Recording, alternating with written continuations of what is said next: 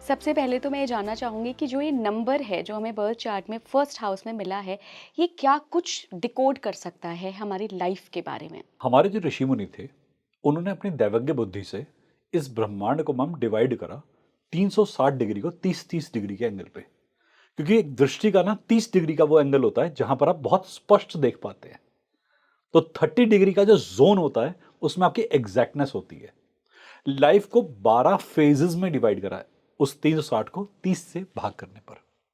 अब ये 12 जोन ऐसे बनाए कि आपका पूरा जीवन इन 12 भावों पर आधारित होता है। इन्हें हाउसेस भी कहते हैं। आप अपने जीवन में ये 12 सीक्वेंसिंग करके ही मोक्ष प्राप्ति कर सकते हैं, और अगर एक भी अधूरा होता है तो फिर से वापस लेना आना होता है। जी। हमारा लग्न हमारी पर्सनैलिटी दिखाता है। हमारा लग्नेश हमारी पर्सनैलिटी का एक आधार बनता है। लग्न को ऐसे समझेंगे कि लग्न है चेयर, और लग्नेश को समझेंगे कि जो बैठा है इस चेयर में। अगर ये चेयर छोटी है, इसकी डिग्री छोटी है, तो मैं अनकंफर्टेबल हो जाऊंगा जो लग्न में बैठा हुआ है। और अगर मेरी डिग्री छोटी है तो छोटा बच्चा बहुत बड़ी चेयर में बैठ गया है, ऐसे समझते हैं। तो व्यूअर्स के लिए सिंपल करके चलेंगे कि हर लग्न को ऋषि मुनियों ने हर एक जानवर के ट्रेट से दिखाया। हुँ। उन्होंने प्रकृति से जोड़ दिया, समझने को आसान कर दिया कि आप इस प्रकृति को समझ जाएं। जानवर का एक पार्ट दिखाकर उन्होंने बताया कि इस हिस्से को देखें, इस शक्ल को देखें, या इन दो स्ट्रक्चर्स को देखें। किसी किसी राशि में दो स्ट्रक्चर्स भी हैं, किसी किसी राशि में एक स्ट्रक्चर है, किसी में जानवर है, किसी में इंसान है। तो हर किसी का मीनिंग है डिफरेंट डिफरेंट। हमारी पर्सनालिटी ऐसी बनती है। ये हमारी पर्सनालिटी का एक ट्रेड दिखाता है। हुँ। तो शुरुआत करते हैं। पहला अपना राशि का चिन्ह मेष। मेष। मेष को कहते हैं एरीज। अब कई जगह पर अगर आप नेट पे देखें या बुक्स में देखें तो मेष में पूरा मेढ़ा या हुँ। राम पूरा दिखाया हुआ है, हुँ, हुँ। जबकि मेष राशि में मेढ़े का सिर होता है केवल। जी, राम हेड जी। या राम फेस कहते हैं उसे। आपका राम होना एक करेक्टरिस्टिक फीचर है कि आप जिंदगी में alert, hitting, constant effort making लगातार रहोगे। ये मेढ़े के सिर से आता है, क्योंकि मेढ़ा अपना सिर बार बार मारता है जब तक वो सक्सेसफुल नहीं होता। अगर आपने कभी मेढ़े को देखा हो काम करते हुए या अटैक करते हुए, तो वो बार बार अपने सिर को हिट करता है। हेड नॉकिंग कहते हैं। अब हेड नॉकिंग एबिलिटी एक बहुत प्यारा ट्रेट बनता है पहले जोडिएक साइन का। इसे हम काल पुरुष कुंडली भी कहते हैं, जी। कि आपके पास में आपके अंदर वो एबिलिटीज भी कहते हैं होती हैं जो काल पुरुष की एबिलिटीज हैं। You have all the things aligned properly, hmm. All the houses are aligned properly. हर राशि सही स्थान पर बैठी है आपके चार्ट में, तो आपके ऊपर रिस्पॉन्सिबिलिटी भी ज्यादा होती है। मेष का रूलर है मार्स। हुँ। जब हम मेष को पढ़ते हैं तो हम मार्शियन ट्रेट पढ़ते हैं। ऐसे ही हम जब स्कॉर्पियो को पढ़ते हैं तो भी हम मार्स को पढ़ते हैं। दो ट्रेट आते हैं, एक्सट्रीम दो ट्रेट, कि मेढ़ा चेहरा, हुँ। मेढ़े का इंसिग्निया, चेहरे का इंसिग्निया।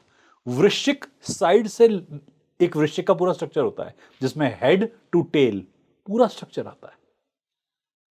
मेढ़ा जमीन पे काम करता है, हुँ। स्कॉर्पियो जमीन और जमीन के नीचे दोनों जगह दोनों पे काम करता है।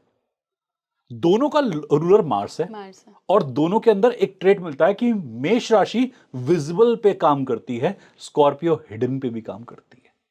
यहाँ पर हम सर राशि बोल रहे हैं, लेकिन हम जो डिस्कस कर रहे हैं वो लग्न में जो लग्न आपका राशि की नंबर बात है। कर रहे हैं हम, हाँ। लग्न राशि की बात कर रहे हैं। हुँ। हमारे पास तीन राशियां होती हैं। हुँ। एक होती है लग्न राशि, एक सूर्य राशि, हुँ। एक चंद्र राशि। हुँ। नॉर्मली लोग क्या होता है, राशि जब बोलते हैं तो चंद्रमा को ही कंसिडर कर लेते हैं हाँ कि हम जी। चंद्र राशि की बात कर रहे हैं। हम यहां बात कर रहे हैं पर्सनैलिटी की, तो हम लग्न के अंदर जो राशि स्थापित है हम उसकी बात कर रहे हैं। जी। मैं रूलिंग के हिसाब से समझाने का प्रयास हाँ करता जी। हूं ताकि लोगों को बहुत कंपैरिजन में अच्छा हो जाएगा, राइट, राइट। जल्दी समझ में आ जाएगा। एरीज को भी मार्स की रूलरशिप मिली है, हुँ। और स्कॉर्पियो को भी मार्स की मार्स के रूलरशिप लिए। मिली है। मार्स अगर स्कॉर्पियो का है तो उसमें जहर है, वो 8वां है। मार्स अगर एरीज का है तो लग्न में पहला नंबर है, एस है। जनरली एरीज का कैरेक्टर भी ऐसे होता है कि वो एस होना चाहते हैं, वो बेस में काम नहीं कर सकते। सामने आने में आलस्य आता है, बट आना सामने ही है, और आना पड़ेगा भी सामने। मार्स को हम एक सेनापति कहते हैं जो बहुत फाइट करता है, जो हर चीज में आगे बढ़ चढ़कर पार्टिसिपेट करता है, फ्रंट पे जिसे लड़ना पड़ता है। पर मार्स को हम चोर भी कहते हैं, शॉर्टकट भी कहते हैं, कि मार्स जी चुराता है। कई बार वो कोशिश करेगा कि यार शॉर्टकट में अगर काम हो जाए तो क्या दिक्कत है। अब ये एरीज से ज्यादा स्कॉर्पियो में और भी मिलता है, क्योंकि स्कॉर्पियो जमीन के नीचे का प्लेनेट है, तो वो अपने ट्रेट इजीली दिखाता नहीं है। एरीज अपने सारे ट्रेट बोल जाएगा शायद, या आप अगर एरीज हैं तो आप अपनी भाव भंगिमा से, अपने हाव भाव से बता देंगे। दिखा देंगे कि आप एरीज हैं। बट स्कॉर्पियो का जो डिमीनर होता है, जो रहन सहन, जो हाव भाव होता है, वो काफी छुपा के दिखाने वाला होता है, बिल्कुल। कि वो एकदम से सामने पत्ते नहीं खोलेगा। अब एरीज की अगर फीमेल है मेरे पास में और एरीज का एक मेल है, तो यहां भी फर्क होता है। कैसे? अगर एरीज की फीमेल है, स्ट्रॉन्ग हेडेड होगी, बहुत एक मैस्कुलिन पर्सनालिटी हो सकती है। एरीज का मेल है तो सोशल एक्सेप्टेंस बड़ी जल्दी मिल जाती है, क्योंकि सोसाइटी चाहती है एक मेल को बहुत स्ट्रांग होना। एरीज फीमेल कई बार इसमें दिक्कत पाती हैं, कि उनकी पर्सनल लाइफ में उनको बहुत दिक्कतें फेस करनी पड़ती हैं, और इससे भी ज्यादा स्कॉर्पियन फीमेल में दिक्कत आती है। स्कॉर्पियो मेल हो, जहर आदमी में हो, फिर भी बर्दाश्त हो जाएगा, पर जहर जब औरत में जाता है ना, तो जहर पास ऑन हो जाता है नेक्स्ट जनरेशन में। तो एक स्कॉर्पियन फीमेल के अंदर एक बदला लेने की भावना ज्यादा होती है स्कॉर्पियन मेल से। स्कॉर्पियो कभी छोड़ता नहीं है, वो एक बार पहले मुंह से डंक मारेगा, फिर पूंछ से डंक मारेगा, चेक करेगा कि मारा कि नहीं मारा। रिवेंज लेता है। आप स्कॉर्पियो से पंगा ले लें, वो फिर आएगा दोबारा से। आपको लगा कि आपने उसे खत्म कर दिया, चला गया, चाहे पूंछ टूट गई है उसकी, जहर टूट गया है, फिर भी डंक मारेगा। स्कॉर्पियो आराम से सेटल डाउन नहीं होता। ये मार्स की क्वालिटी दोनों में दिखती है, बट एरीज में थोड़े कम लेवल पे, पर स्कॉर्पियो में छुप कर वार करने वाली ज्यादा लेवल पे। ये किसी को माफ नहीं करते स्कॉर्पियंस। एरीज वाले थोड़े दिल के नाजुक होते हैं, वो मुंह पर बहस करके भड़ास निकाल के शांत भी हो जाते हैं। मन में गर्मी बहुत होती है एरीज के, बट वो भड़ास में निकल जाती है। स्कॉर्पियो का जहर नहीं निकल पाता, और स्कॉर्पियो फीमेल हो जाए तो जहर और भी मुश्किल होता है। ऐसे लोग किसी हिडन टैलेंट के लिए काम करें, किसी हिडन चीज में काम करें, जैसे डॉक्टर्स होते हैं बिहाइंड द कर्टन कई बार काम करते हैं, सिक्योरिटी एजेंसीज होती हैं, सर्विसिंग एजेंसीज होती हैं, यहां काम करते हैं, बहुत बढ़िया काम करते हैं। फार्मा इंडस्ट्री में काम करते हैं, बहुत बढ़िया काम करते हैं, जहर बनाते हैं, काम करते हैं, नजर रखते हैं हर किसी पे, पैनी नजर रहती है स्कॉर्पियो की ऑलवेज कीप ऑन वॉचिंग। तो ये अगर आईबी के अंदर, ये रॉ के अंदर, इंटेलिजेंस के अंदर काम करते हैं, बहुत अच्छा काम करते हैं, क्योंकि they are comfortable in that thing. वो बने इसी के लिए, खबरें पहुंचाना, कान में कानाफूसी करना, इसके लिए स्कॉर्पियो पे सारी खबर आती है, स्कॉर्पियो खबर भी पास करता है, और दे रेगुलेट द खबर।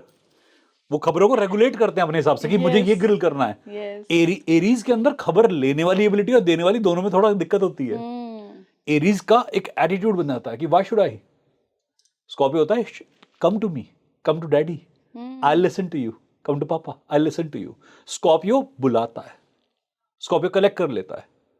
जहर जहां भी होता है ना वो कलेक्ट हो जाता है, और हर इंसान जो पेनफुल होता है वो स्कॉर्पियो से बहुत जल्दी कनेक्ट हो जाता है। एरीज से एग्रेशन वाले लोग दूर भाग जाते हैं। एरीज कई बार मैस्कुलिन से हेड ऑन टक्कर दे देता है, और एरीज फीमेल होती है तो उसके एक्चुअली में बहुत टकराव हो जाते हैं कई बार। अगर स्ट्रॉन्ग मार्स है, स्ट्रॉन्ग सन है एरीज के अंदर, डेफिनेटली अपनी पर्सनल लाइफ में बहुत दिक्कत आ जाएगी, क्योंकि सुन नहीं पाते। इंसिग्निया का स्ट्रक्चर हमें बताता है कि इंसान क्या करेगा। मुंह दिख रहा है, सींग दिख रहे हैं, अब क्या दिखेगा, पहले चेहरा। तो एरीज वालों को चेहरा बहुत मेंटेन करना पड़ता है, अपने हाव भाव में बहुत काम करना पड़ता है, और अपने लुक्स को लेकर काफी सीरियस होते हैं। अपने चेहरे के अंदर जो भाव आते हैं उन लेकर काफी सीरियस होते हैं, अपने ब्रेन को लेकर बहुत सीरियस होते हैं, अपने अंदर के पेन को लेकर बड़े सीरियस होते हैं, ज्यादा बर्दाश्त नहीं कर सकते। पर नंबर 1 भी होते हैं सर। नंबर 1 एज तो करेगा, कॉम्पिटिटिव है, हाइपर कॉम्पिटिटिव है, छोड़ते नहीं किसी को, सामने कोई भी आएगा। बट एक भेड़े की या भेड़ की या रैम की एक टेक्निक होती है कंट्रोल करने की, कि आप अगर उसके सर पे हाथ रख दें या उसका एक सींग पकड़ लें तो शांत हो जाएगा, उसे लगेगा किसी ने मुझे पकड़ रखा है। मेरे पास एक कहानी आती है, मेरे फादर आर्मी में थे, तो एक बार एक भेड़ ने रैम ने उन्हें टक्कर मारी आके जोर से। तो आर्मी की एक टेक्निक थी, पापा ने क्या करा कि उसके ऊपर अपना बूट रख दिया, आर्मी का थोड़ा भारी होता है, उसे लगा कि बूट रखा हुआ है और वो वैसे खड़ा हुआ है।